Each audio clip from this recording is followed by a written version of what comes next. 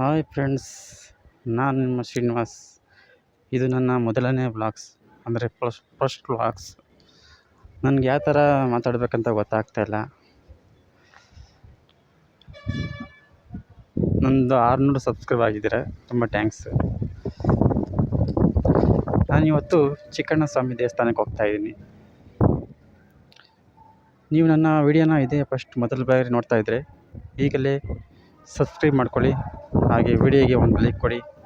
ನಾವು ಈಗ ಚಿಕ್ಕಣ್ಣ ಸ್ವಾಮಿ ದೇವಸ್ಥಾನಕ್ಕೆ ಹೋಗೋಣ, ಬನ್ನಿ.